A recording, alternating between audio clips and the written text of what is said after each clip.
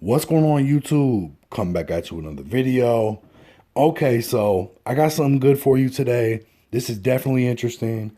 Please hit the like for me right out the gate. This is going to take a minute to go through, but it's worth it. This is transcripts from Dontez Stewart on the stand and giving his account of different things as far as this ARAB and OBH situation. Before I get into this, let me tell you, everything Dontez Stewart is saying in this is not fact. It's all alleged. So keep that in mind as I'm reading this. This is definitely interesting though. So this is 88 pages. I skipped through to where it starts getting extra interesting. A lot of the stuff early on is just Dontez Stewart running through, growing up in his neighborhood, how he, his criminal career, how he met ARAB, OBH, things like that. Now they're starting to talk about this murder of Robert Johnson, who Dontez Stewart is saying ARAB called to hit on. So I'm going to read you this. Again, hit the like for me. This is going to take a minute. So let's talk about October 13, 2017. Did there come a time when you were contacted by Abdul West? Yeah. How did he get in contact with you? He called on the phone. And what did he say to you? He said he needed me to do something for him. He gave me an address and told me to come to this address. I put it in my iPhone and I followed the location and met him on a little block.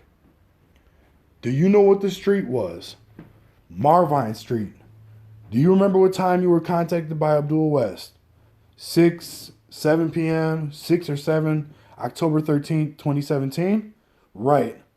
Was it normal for West to call you and tell you he needed you to do something? No. Have you ever done that before? No. Did you meet with Mr. West? Yeah. It was on Marvin Street? Yeah. Do you remember what time you got there? Probably, I think it was 8-ish. What car were you driving?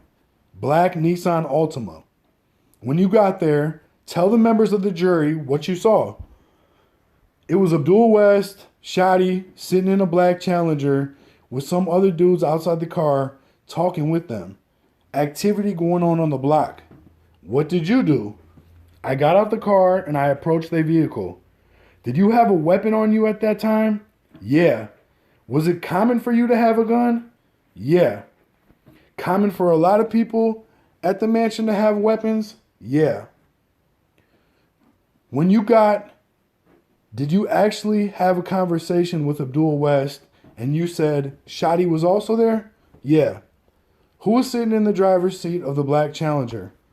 Abdul West was in the driver's seat. Shotty was in the passenger seat. Tell us about the conversation you had with him. I approached the car and Abdul West said he needed me to kill somebody. Now again, this is all alleged. So I'm asking him, all right, and Abdul West and Shotty was going through, plans for me to carry out the hit. What do you mean they were going through plans? Abdul West, he wanted me to shoot him in the head. Shotty told him, no, I'm going to have him somewhere with me and you just come up and just, shoot him up. So you guys were discussing about planning to murder somebody? Did they tell you who this person was? They was discussing the plan. They was discussing the plan on the murder. I was just listening. I just was listening, waiting. What were they saying to each other? At one point, Abdul West said, do it this way. Shotty didn't agree. And Shotty said, do it that way. I guess Abdul West ain't agree. Then Abdul West told me to give my phone. Give him my phone, and he DM'd the guy who they was targeting. Did they tell you who the person was? Yeah. What did they say? They said, he asked me, did I know who Robbie was? I told him no. I told Abdul West no. He was like, he be in the mansion with us. He showed me a picture of him. And I'm like, yeah, I know him. He told me he needed me to, kill him, shoot him in the head. I said, how am I going to do that? I don't even know the guy. And he said he was going to set it up to where I'm going to act like I'm getting some, making a drug transaction off of him, getting some meth. So what did he do, Mr. West? How did he set up that drug transaction? He DM'd him off the phone. What phone? Off my phone. Do you have an Instagram account? No, I ain't got one. How did he do it? My baby mom had got one. So he took your phone and did what? He logged in.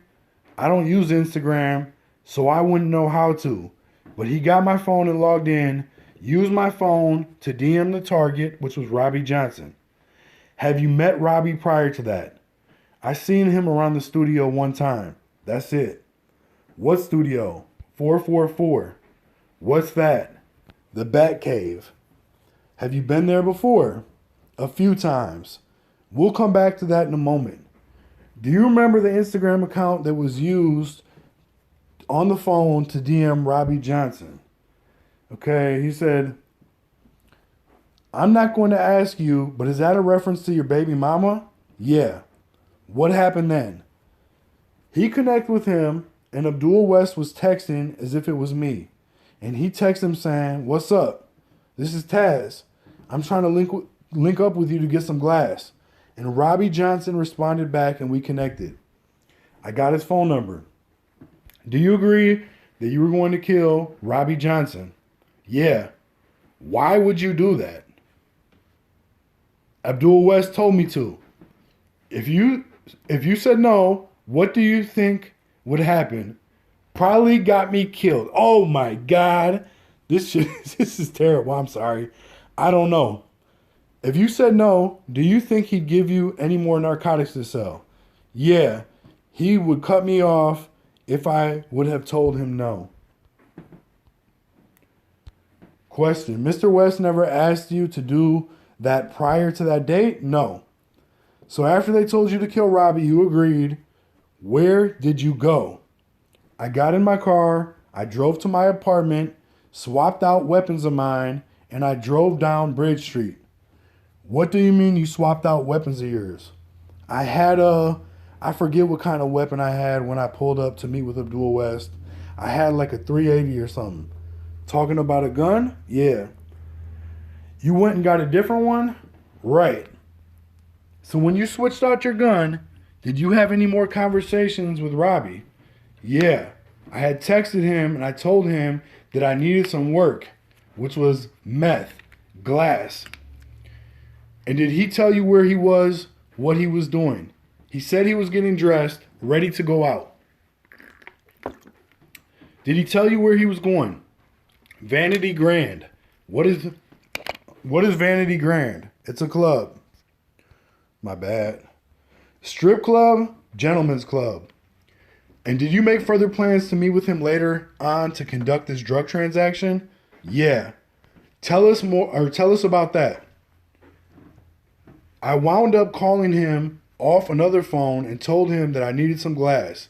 And he told me no. I told him to meet me around Bridge in Torresdale area, and he directed me to meet him on 4000 Benner Street. I want to go back, Mr. Stewart. I forgot something. Back when you were meeting with Mr. West and Mr. Baker on Marvine, did they indicate that if you had performed this homicide, that you would benefit from it in any way? Yeah, he said he had me. What did Ab tell you? He said, I got you. What did you take I got you to mean? I took it as he was going to pay me in money. Yeah, money. I got you. Let's go back. You made some arrangements to meet up with Robbie Johnson on Benner Street. Is that correct? Correct. Approximately what time, Benner, and what, if you remember? I don't remember. Tell us what happened. First time I met up with him, I met him on 4000 Benner on the side of the Dollar Tree. I got out my Nissan and jumped in his Nissan, and he had the meth. He gave it to me. And the original mission was for me to, kill him right there. I didn't kill him right there because there was people outside the car sitting on the step. There was too many people around? Yeah. So what did you do? I got back in the car and I FaceTimed Abdul West and I told him, damn, it didn't go down. He got a little upset. He was saying some words. What kind of words was he saying? Oh man, you fucking up. I gotta call my folks and tell them you ain't do what I asked you to do. So he was mad. So I told him, don't worry about it. I'm gonna call him back. I'm going to link back up with him. Do you have any idea why Abdul West wanted Robbie Johnson killed? He said he was playing both sides of the fence. Who said that? Abdul West. He was playing both sides? Yeah. What did that mean to you? He was dealing with Abdul West and he was dealing with an enemy of his also. Enemy of Abdul West? Yeah. Do you know that person who he's talking about? When you say enemy, do you have a particular person in mind? A street name or anything? Yeah, I forgot the guy's name. Okay, so after you talk to Abdul West and tell him that you had not killed Robbie Johnson, you told him you take care of it. What was the words you used? Yeah. Or was that the words you used? Yeah. What did you do? I drove back around Bridge in Torresdale and I sat in my car looking at the meth I had, not knowing what it was. And I was trying to plan on how I can get back out and, complete the job, the mission. So I was just sitting in my car trying to figure out how can I, make things right between, make things right between what? Abdul West. He sounded a little upset when I talked to him, when I told him I didn't do it. When you said you were looking at the meth and you didn't know what it was, when you were dealing with Abdul West, the drugs you were provided, let me read that one more time. When you said you were looking at the meth and you didn't know what it was, when you were dealing with Abdul West, the drugs you were provided were what? With crack and weed. Did other people in the organization have different roles to play in what drugs were being sold? Yeah. Let's talk about you're sitting in your car, you're looking at the meth. You didn't really know what it was? No. What do you do to make things right for Abdul West? I had wound up texting Robbie. He was at the club, Vanity Grand, and it was like probably an hour or so later. I made it seem like I sold out. I'm out of everything. I need more. And he said, Robbie Johnson said, when he's on his way out, Vanity Grand closes around 2, 3. He said he'd meet me right back there. And when he let me know that I had time to prepare a plan on how I can ambush him. So what I did was I called somebody else that I know, another OBH member. What's his name? Berto. What's his street name? OBH Berto. OBH Berto? Yeah. He's a drug dealer in OBH, artist, rapper. How did you get in contact with OBH Berto? He was around the area, and I had his number from previous dealings with him. When you called him, what did you say? I said I need to meet up with you. Where you at? He gave me his location, which was not too far from where I was parked at Granite Street, around Bridge and Granite, and I went around where he was at and got in the car, and I said, I asked him, was he down for a 187? And he said, yeah. And I showed him a picture. I said, Ab, he want me to smoke bull. You said a couple of things there. I just want to you said you were down for a 187. Could you tell them what a 187 means? 187 is a homicide that West Coast use, LA. You said smoke. What did you mean by that? Smoke, kill. Smoke 'em, kill 'em. You said bull. What does that mean? Who? You said bull. You're going to smoke the bull. I'm saying it wrong. I'm not from Philadelphia. Bull. Is that a term for a person? Yeah, like bull. Dude, does OBH Berto agree to help you? Absolutely. You said absolutely. What do you mean by that? He was down. He was like, all right, come on, we out. But I was giving him the rundown on how it was going to go down. I said, I'm going to meet up with him and I'm going to get him in the car. I'm going to exchange money and drugs, but you're going to walk up and hit him in his head. But wait until I get out of the car first. Tell us what happened. Around that night, I gave Berto a 9mm or 9.6 sour. Say that again. You gave him what? A 9.6 sour. That's a gun? Yeah. And I led him out at the corner of Benner Street, and Robbie was already, was he parked? Robbie was already, he was parked out there. And I had parked my car, jumped in his car. Hold on, give me a second. Jumped in his car, and I had parked in my car, jumped in his car, in Robbie's car, and he had the meth. He put it on the armrest, and I was like, I made it seem like I forgot some money in the car, so I got out of the car. And I seen Berto at the corner, and I gave him like a little signal. I went in my car, waited for I rolled my back window down a little bit and waited for the shots to ring off. And I heard like 10, 14 shots. Berto came, ran to the passenger door, opened it, he got in, I drove off. What did Berto do with the gun? I had got it off of him when he got in the car. When I dropped him off, I gave it to him and I told him put it up because I didn't want to drive that early morning with a smoking gun on me. So I told him to hold it. Do you know what he did with it? He put it in a shoebox, put some styrofoam in it, and he had it put up. What do you mean, put it up? What does that mean? He stashed it in whoever house he was at when I dropped him off. I think it was his girlfriend. I don't know. It was somebody's house. I think it was his girlfriend's house though. After you were done, you informed Abdul West what had happened. Yeah. How did you do that? I texted him. What did you text him? Touchdown. After that, did you get in contact with Abdul West concerning how are you going to get paid for the murder of Robbie Johnson? He said, yeah. He had FaceTimed me earlier that morning and told me to go to. He gave me a location. I met up with Bras, got some coke, some crack from Bras, and I went to another location on Marvin Street and I got some weed.